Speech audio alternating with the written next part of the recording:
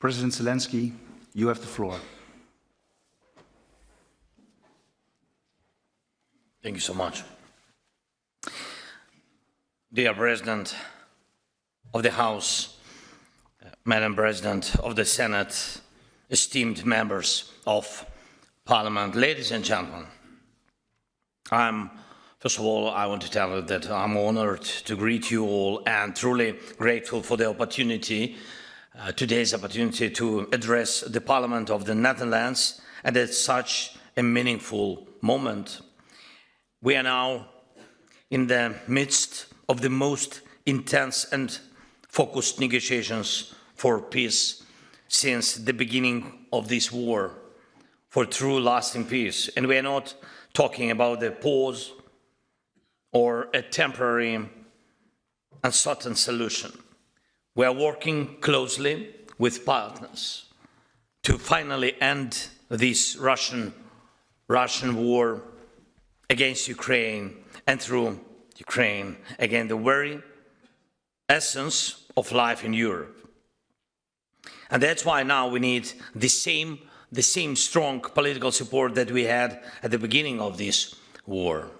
Back then, the future was shaped by our joint efforts in defense. Today, the future depends on our shared political positions and political decisions. They once needed to root out every cause of this war. The current Russian leader, and after him, all of his propagandists often use the term root causes of the war, as if there is something inevitable that forces Russia to keep fighting, and as if the reasons of Russia's wars were not inside Russia and not a part of its own nature, but instead located somewhere outside, somewhere in Ukraine, in Europe, in NATO, or elsewhere. They always blame others and always try to explain their wars through someone else's actions, as if the reason for their aggression is never in Moscow, but always in their neighbors. Let's look at Russia's history since 1991. From then until today, Russia has changed. It has been poor and rich. It has gone from oligarchy to dictatorship, but one thing has remained the same. It keeps bringing war and hatred. From Chechnya to the Balkans, from Moldova to Syria, from countries in Central Africa to Ukraine, Russia chooses conflict over peace. And Russians always say they're somehow not guilty, somehow. And someone else, not Russia, is always expected to make concessions so that Russia might stop spreading bloodshed. And that's always something they claim must be given up so they can stop killing. Now, in Russia's war against us, our people, our country, this logic has reached its largest and most dangerous scale. Russia has invaded our home. It's destroying our cities, our villages, killing Ukrainians, our children, and at the same time demanding that we give up parts of our land they haven't even managed to conquer. Russia keeps nearly a million strong occupation force on our territory, and yet it demands that Ukraine accept limits on our right to join alliances and on our sovereignty. Russia strikes our infrastructure, our cities and villages, our energy, and blame us in it. And when we strike back, they cry out as if only they have the right to strike and others must stay silent and suffer. That is Russia. And the truth is, we are dealing with a chronic offender. At the root of all the problems and even of every Russian strike is this: Russia behaves like a career criminal who's convinced he will never be caught. Russia feels unsafe when its neighbors are safe, and it feels bad when their neighbors are doing well. Russia is a state that fundamentally rejects the idea of everyone, including itself, playing by the same rules. And that's exactly where the real path to peace begins. It's not enough to force Russia into a deal. It's not enough to make it stop killing. We must make Russia accept that there are rules in the world and that it cannot deceive everyone. This is the path to lasting peace. And I thank you, Netherlands, for standing with us on this path and for supporting all the elements of the just end to this war, from stopping the killing to defending justice for Ukraine. It truly matters, and I'm sincerely grateful to you for that. Thank you. Ladies and gentlemen, together with partners, we are working not only to stop the bloodshed, but to change the situation along Russia's borders so there is no opportunity to start another war. And we understand that criminals don't change in a day. That's why the talks these days are not only about ceasefire, but about security guarantees. This is not only about diplomacy, not only about physical security. It's also about making Russia finally learn to live by the rule of law. And it will only work if there is true accountability, if the punishment of the aggressor becomes inevitable. Yes, it's not easy, but it's not as difficult as some may try to portray it. We have already done a great job. Now we simply need to press forward and bring the criminal to justice. Last week, I visited one of our cities on the front line, yes, our city of Kupiansk. And it's a city in the eastern Ukraine, and the front line is now very really close to it. And Putin publicly lied, claiming that Russian forces had already taken the city. So I went to Kupiansk myself to show the world Putin is lying, to show only one thing, this. And we must keep exposing every single Russian falsehood, because truth restores justice. And I will continue to destroy every Russian line on the front line and around the world. And I urge you to support Ukraine in this effort. This is how it works. Truth is the ground on which justice grows. The same applies to the issue of damage caused by Russian aggression. Of course, right now, European leaders have the decision on the table regarding frozen Russian assets. Most of these assets allocated in Europe, and these Russian assets can and must be fully used to defend against Russia's own aggression. The aggressor must pay. And this is also about restoring justice, and in a way that Russia will truly feel. Putin does not believe in people. He believes only in power and in money. He spends around 30,000 soldiers' lives on the front every month. Not wounded, 30,000 each month killed. And there was a month when 25,000 Russians were killed. Another month, 31,000. We have drone footage confirming these deaths. Russian assaults are always insanely bloody, but Putin does not care.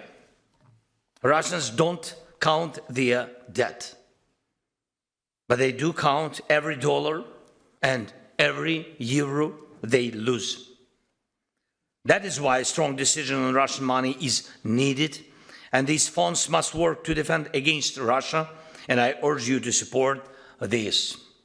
Next point. Each day now, Ukrainians are working to restore electricity, heating, and water after Russian missiles and drones attacks. Russia is deliberately targeting our infrastructure. They know that in our region, the winter cold can become one of the most dangerous weapons. They try to use it against Ukrainians, against just ordinary people, against normal life. And that's why it's so important not to relax or rely on diplomacy alone. We must continue to strengthen our air defense, and we must support our ability to remain resilient under aggression.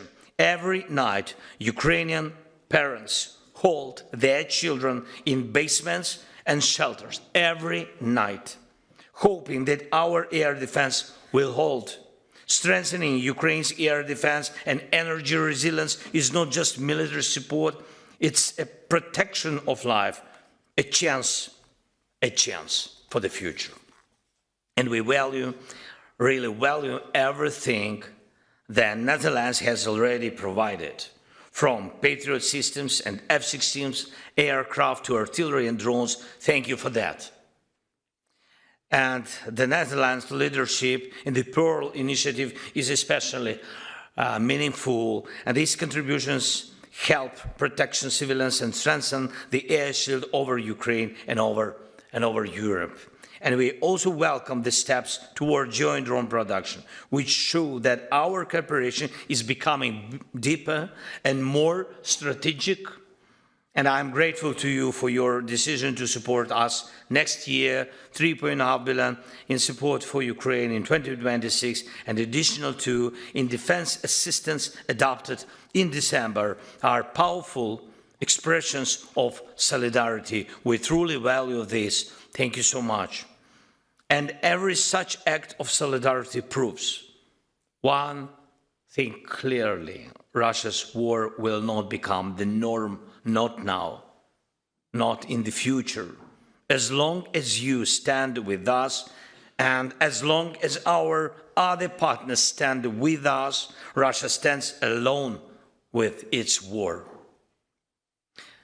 This Sunday and Monday in Berlin, we held really intensive talks with President Trump's team and with Steve Witkoff, Jared Kushner, others, members of the team, and we're working in a great detail on documents that could stop the war and guarantee security. This is very important. And every single detail matters. Why? Because not a single detail must become a reward for Russia's aggression. If the aggressor receives a reward, he starts to believe that war pays off.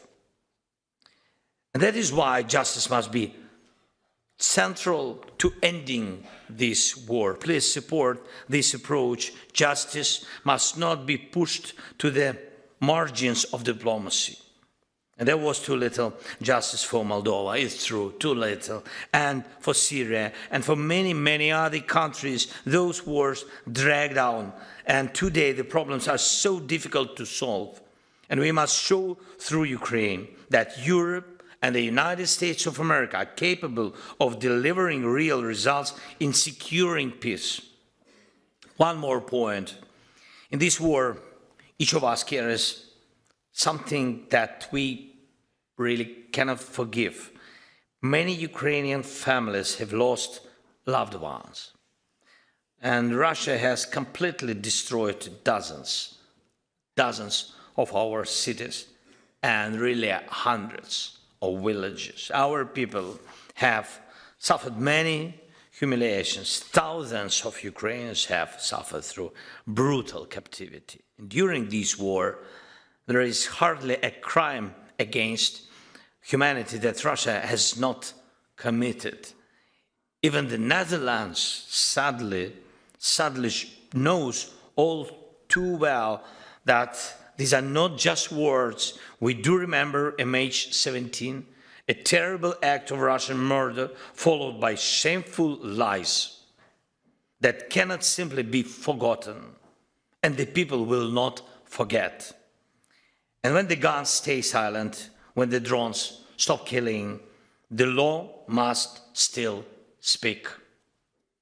Russian root causes should be returned to Russia, and it cannot be that war criminals travel freely across Europe or the world as if they were tourists. It cannot be that those who killed are suddenly treated as respectable partners. That is why sanctions matter, and that is why conventions and mechanisms of international justice exist and must work. Alongside diplomacy, defense support for Ukraine, support for our resilience, I ask you, please continue supporting efforts to ensure legal accountability for the aggressor. So no matter how difficult it may be, and no matter how long it takes Russian war criminals must be held accountable. And the Russian state must be held responsible for the crime of aggression. The Netherlands is one of the key drivers behind the creation of a tribunal for the crime of aggression and real accountability for war criminals. And I believe you understand every emotion we have when it comes to justice, and thank you for that. With partners like you and with approaches like yours, with the principled stance you continue to show, we can achieve a truly lasting peace. Please use your influence to help make it happen. Thank you very much. Thanks, Netherlands. Thank you for invitation, dear ladies and gentlemen. And I truly hope that the next time I address your parliament, it will be with gratitude for a peace that has been achieved. Thank you. Slava Ukraini.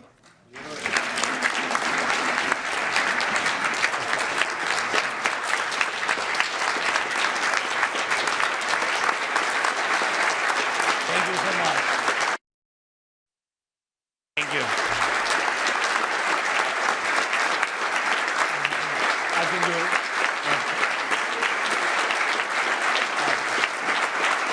Thank you. Thank you so much.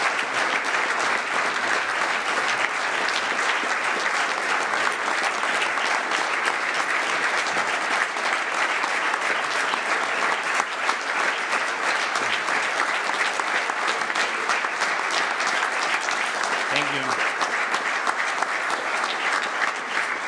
Thank you, Mr. President. I now close this meeting. Thank you. Thank you so much.